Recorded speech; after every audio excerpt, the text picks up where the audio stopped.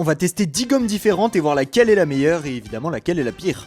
La première gomme ce sera celle-ci, la plus classique possible. Je prends ma feuille de test et c'est parti. Et pour le coup, bah elle fonctionne plutôt bien, comme une gomme classique. Par contre on en parle des résidus qu'elle laisse. La suivante c'est celle-ci. C'est une gomme qu'on peut trouver sur un crayon tout simplement. Et évidemment elle marche un peu moins bien que la précédente, mais elle s'en sort quand même. Troisième gomme. Et là on est sur la gomme d'un très grand crayon. Bon elle gomme pas si mal, mais elle abîme beaucoup trop mon papier. Quatrième gomme, une gomme Staedtler. Et pour le moment c'est la meilleure, et ça se comprend, c'est quand même une bonne marque. La cinquième gomme c'est une gomme mie-de-pain de basse qualité. Alors je sais les gommes mie-de-pain ça gomme moins bien qu'une gomme classique, c'est normal, mais là ça gomme quasiment pas du tout. Qu'on passe à la sixième, la gomme mie-de-pain de bonne qualité. Et évidemment elle fonctionne bien mieux que l'autre, ça paraît un peu logique. La septième gomme c'est la gomme téléphone, ouais. La prise en main elle est horrible et elle gomme mal, donc franchement c'est pas ouf tout ça. La huitième gomme c'est la gomme Staedtler qu'on a tous déjà eu au moins une fois et qui normalement est incroyable. Et effectivement avec l'autre gomme Staedtler, bah pour le moment c'est les meilleurs. La neuvième gomme c'est la gomme géante. J'ai étrangement pas trop envie d'en parler parce que pour le moment c'est la pire. Passons à ma gomme préférée, la mono, je t'aime. Regardez-moi cette efficacité, aucun crayon ne lui résiste, même moi je ne lui résiste pas. Bref, la meilleure gomme c'est la mono et la pire gomme c'est la gomme géante de loin.